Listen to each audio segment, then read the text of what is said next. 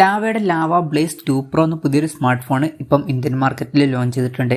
ഈ ഒരു smart phone 10,000 രൂപ പ്രൈസ് റേഞ്ചിലാണ് വരുന്നത്. ഈ ഒരു വീഡിയോയിൽ നമ്മൾ നോക്കാൻ പോകുന്നത് ലാവ ബ്ലേസ് 2 Pro എന്ന ഫോണിൻ്റെ ഒരു സ്പെസിഫിക്കേഷൻ അനാലിസിസ് ആണ്. നമ്മൾ ആദ്യം എടുത്തു വരേണ്ട ഫീച്ചേഴ്സിനെ പറ്റി പറയുകയാണെന്നുണ്ടെങ്കിൽ ഒന്നാമത്തെ ഒരു കാര്യം, ഈ ഒരു പ്രൈസ് റേഞ്ചിൽ തന്നെ ഈ ഫോണിൽ 8 GB റാം കൊടുത്തിട്ടുണ്ട്. സാധാരണ ഈ ഒരു പ്രൈസ് റേഞ്ചിൽ വരുന്ന ഫോണുകളിൽ 8 GB റാം ഒന്നും കാണാറില്ല, പക്ഷേ ഈ ഫോണിൽ 8 GB റാം വരുന്നുണ്ട്. അതുപോലെ തന്നെ 128 GB ഇൻറ്റേർണലും വരുന്നുണ്ട്. പിന്നെ ഇത് കൂടാതെ വെർച്വൽ റാം എന്നുള്ള ഫീച്ചറും കൊടുത്തിട്ടുണ്ട്. അതായത് എക്സ്ട്രാ റാം വേണ്ട സമയത്ത് ഇൻറ്റേർണൽ മെമ്മറിയിൽ നിന്ന് കുറച്ച് മെമ്മറി എടുത്തിട്ട് അത് റാമായിട്ട് യൂസ് ചെയ്യും. അങ്ങനെ 8 GB റാം വരെ എക്സ്ട്രാ നമുക്ക് ലഭിക്കുന്നതായിരിക്കും. അപ്പം അതൊക്കെ നമുക്ക് എടുത്തു പറയേണ്ട ഫീച്ചേഴ്സിൽ ഉൾപ്പെടുത്താവുന്നതാണ്. എന്നാലും എൻ്റെ ഒരു പേഴ്സണൽ അഭിപ്രായം ചോദിക്കുകയാണെന്നുണ്ടെങ്കിൽ ഈ ഒരു ഫോണിൽ unisoc T616 എന്ന പ്രോസസ്സറാണ് വരുന്നത്. അതിൻ്റെ കൂടെ 8 GB റാമൊക്കെ വേണോ എന്നുള്ളതും ഒരു ഡൗട്ടാണ്. എൻ്റെ ഒരു അഭിപ്രായത്തിൽ ആ ഒരു പ്രോസസ്സറിൻ്റെ ഒക്കെ കൂടെ 4 GB റാമോ 6 GB റാമോ ഒക്കെ തന്നെ ധാരാളമാണ്. 8 GB റാമിൻ്റെ ഒരു ആവശ്യമില്ലായിരുന്നു എന്നാണ് എനിക്ക് തോന്നിയിട്ടുള്ളത്. ഈ ഒരു 8 GB റാമിനേക്കാളൊക്കെ ഞാൻ പ്രിഫർ ചെയ്യുന്നത് കുറച്ചും കൂടിയൊക്കെ പ്രോസസ്സർ ബെറ്റർ ആക്കിയിട്ട് 4 GB റാമോ അല്ലെങ്കിൽ 6 GB റാമോ ഒക്കെ കൊടുക്കുന്നതാണ്. എന്തായാലും ഇതിനെ പറ്റിയിട്ടുള്ള നിങ്ങളുടെ അഭിപ്രായം ജസ്റ്റ് ഒന്ന് കമൻറ്റ് ചെയ്യുക. എന്തായാലും 8 GB റാം എന്നുള്ളത് ഈ ഒരു പ്രൈസ് റേഞ്ചിൽ എടുത്തു വരേണ്ട ഒരു കാര്യം തന്നെയാണ്. അപ്പം അതാണ് എടുത്തു വരേണ്ട ഫീച്ചേഴ്സിൽ പറയാനുള്ള കാര്യങ്ങൾ. ഇനി ഈ ഒരു പ്രൈസ് റേഞ്ചിൽ വലിയ തരക്കേടില്ല എന്ന് തോന്നിയിട്ടുള്ള ഫീച്ചേഴ്സിനെ പറ്റി പറയുകയാണെന്നുണ്ടെങ്കിൽ ബാക്കി ഫീച്ചേഴ്സുകളൊക്കെ നമുക്ക് ഈ ഒരു സെക്ഷനിൽ ഉൾപ്പെടുത്താവുന്നതാണ്. ഇപ്പോൾ ഡിസ്പ്ലേയുടെ കാര്യത്തിൽ 6.5 ഇഞ്ചിൻ്റെ HD+ ഡിസ്പ്ലേ ഇതിൽ കൊടുത്തിട്ടുണ്ട്. ഫുൾ HD റെസൊല്യൂഷൻ വരുന്നില്ല. ഈ ഒരു പ്രൈസ് റേഞ്ചിൽ ചില ഫോണുകളിലൊക്കെ നമുക്ക് ഫുൾ HD റെസൊല്യൂഷൻ കിട്ടുന്നുണ്ട്. എന്നാലും 10,000 രൂപ പ്രൈസ് റേഞ്ചിൽ ഫുൾ HD റെസൊല്യൂഷൻ വരാത്തത് വലിയൊരു കംപ്ലയിൻ്റ് ആയിട്ട് പറയാൻ പറ്റില്ല. പിന്നെ IPS LCD പാനലാണ് ഇതിൽ ഉപയോഗിച്ചിരിക്കുന്നത്. ഡിസ്പ്ലേയിൽ 90 Hz റിഫ്രഷ് റേറ്റ് സപ്പോർട്ട് ചെയ്യുന്നുണ്ട്. ഈ ഒരു പ്രൈസ് റേഞ്ചിൽ അത് നല്ലൊരു കാര്യം തന്നെയാണ്. പിന്നെ ഫോണിൻ്റെ ഫ്രണ്ടിൽ വാട്ടർ ഡ്രോപ്പ് നോച്ച് ഡിസൈനുള്ള നോച്ചാണ് കൊടുത്തിരിക്കുന്നത്. ലേറ്റസ്റ്റ് ആയിട്ടുള്ള പഞ്ചോൾ ഡിസൈൻ വരുന്നില്ല, പക്ഷേ അത് വലിയൊരു കംപ്ലയിൻ്റ് ആയിട്ട് പറയാൻ പറ്റില്ല. എന്നാലും ചില ഫോണുകളിലൊക്കെ ഈ ഒരു പ്രൈസ് റേഞ്ചിൽ പഞ്ചോൾ ഡിസൈനൊക്കെ വരുന്നുണ്ട്. അപ്പോൾ ഡിസ്പ്ലേ ഫീച്ചേഴ്സ് മൊത്തത്തിൽ നോക്കുമ്പോൾ തരക്കേടില്ലാത്ത ഡിസ്പ്ലേ ഫീച്ചേഴ്സ് കൊടുത്തിട്ടുണ്ട് എന്ന് പറയാം. 90 Hz റിഫ്രഷ് റേറ്റ് സപ്പോർട്ട് ചെയ്യുന്നുണ്ട്, പക്ഷേ ഫുൾ HD റെസൊല്യൂഷനോ പഞ്ചോൾ ഡിസൈനോ ഒന്നും തന്നെ വരുന്നില്ല. പിന്നെ side mounted finger print sensor ഇതിൽ കൊടുത്തിട്ടുണ്ട്. ഫോണിൻ്റെ വെയിറ്റ് വരുന്നത് 190 ഗ്രാമാണ്. തിക്നെസ് വരുന്നത് 8.5 mm ആണ്. പ്രോസസ്സറിൻ്റെ കാര്യത്തിലോട്ട് വരികയാണെന്നുണ്ടെങ്കിൽ unisoc T616 എന്ന പ്രോസസ്സർ ഇതിൽ കൊടുത്തിട്ടുണ്ട്. ഈ ഒരു 10,000 രൂപ പ്രൈസ് റേഞ്ചിൽ ഇത് ഏറ്റവും ബെസ്റ്റ് ആയിട്ടുള്ള പ്രോസസ്സറാണ് എന്നൊന്നും പറയാൻ പറ്റില്ല. എന്നാലും തരക്കേടില്ലാത്ത ഒരു പ്രോസസ്സറൊക്കെ തന്നെയാണ് ഈ ഒരു പ്രോസസ്സർ. 5G സപ്പോർട്ടൊന്നും വരുന്നില്ല, മാക്സിമം 4G സപ്പോർട്ടാണ് ഇത് വരുന്നത്. മെമ്മറി എക്സ്പാൻഡ് ചെയ്യണമെന്നുണ്ടെങ്കിൽ ഹൈബ്രിഡ് സിം സ്ലോട്ട് ഈ ഫോണിൽ കൊടുത്തിട്ടുണ്ട്.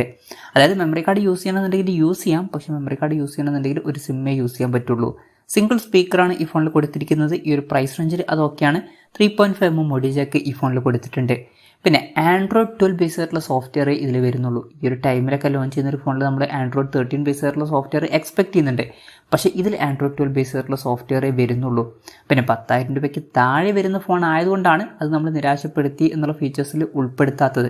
എന്നാലും ആൻഡ്രോയിഡ് 13 ബേസ് ആയിട്ടുള്ള സോഫ്റ്റ്വെയർ കൊടുക്കായിരുന്നു എന്ന് തന്നെയാണ് എനിക്ക് തോന്നിയിട്ടുള്ളത്. ക്യാമറയുടെ കാര്യം പറയുകയാണെന്നുണ്ടെങ്കിൽ ഫോണിൻ്റെ പിന്നിൽ ട്രിപ്പിൾ ക്യാമറ സെറ്റപ്പ് കൊടുത്തിട്ടുണ്ട്. 50 MP മെയിൻ ക്യാമറ സെൻസർ ഈ ഫോണിൽ വരുന്നുണ്ട്. 2 MP ഡെപ്ത് സെൻസറും അതുപോലെ തന്നെ 2 MP മാക്രോ ലെൻസും ഈ ഫോണിൽ കൊടുത്തിട്ടുണ്ട്. അൾട്രാ വൈഡ് ആംഗിൾ ലെൻസ് ഒന്നും ഈ ഫോണിൽ വരുന്നില്ല, പക്ഷേ അത് ഈ ഒരു പ്രൈസ് റേഞ്ചിൽ ഒരിക്കലും ഒരു പ്രശ്നമായിട്ട് പറയാൻ പറ്റില്ല. പിന്നെ ഫ്രണ്ടിൽ 8 MP സെൽഫി ക്യാമറയും കൊടുത്തിട്ടുണ്ട്. അപ്പം ഓൺ പേപ്പർ തിരക്കേടില്ലാത്ത നല്ല ക്യാമറ സ്പെസിഫിക്കേഷൻ കൊടുത്തിട്ടുണ്ട് എന്ന് പറയാവുന്നതാണ്. ബാറ്ററിയുടെ കാര്യത്തിൽ 5000 mAh ബാറ്ററി ഈ ഫോണിൽ വരുന്നുണ്ട്. 18 വാട്ടിൻ്റെ ഫാസ്റ്റ് ചാർജ് സപ്പോർട്ട് ചെയ്യുന്നുണ്ട്. അതുപോലെ തന്നെ ടൈപ്പ് C ചാർജിംഗ് പോർട്ടും ഇതിൽ കൊടുത്തിട്ടുണ്ട്. അപ്പം ഈ ഒരു പ്രൈസ് റേഞ്ചിൽ അത്യാവശ്യം തിരക്കേടില്ലാത്ത നല്ലൊരു ബാറ്ററി സെറ്റപ്പ് വരുന്നുണ്ട് എന്നൊക്കെ പറയാവുന്നതാണ്. ഫാസ്റ്റ് ചാർജ് സപ്പോർട്ടൊക്കെ വരുന്നുണ്ട്. അപ്പം ഇതൊക്കെയാണ് തിരക്കേടില്ലാത്ത ഫീച്ചേഴ്സിൻ്റെ ലിസ്റ്റിൽ പറയാനുള്ള കാര്യങ്ങൾ. ഇനി നിരാശപ്പെടുത്തി എന്ന് തോന്നിയിട്ടുള്ള ഫീച്ചേഴ്സിൻ്റെ കാര്യം പറയുകയാണെന്നുണ്ടെങ്കിൽ അങ്ങനെ നിരാശപ്പെടുത്തി എന്ന് തോന്നിയിട്ടുള്ള ഫീച്ചേഴ്സിലായിട്ട് എനിക്ക് തോന്നിയിട്ടില്ല. നിങ്ങൾക്ക് എന്തെങ്കിലും തോന്നിയിട്ടുണ്ടോ എന്നുള്ള കാര്യം ജസ്റ്റ് ഒന്ന് കമൻറ്റ് ചെയ്യുക.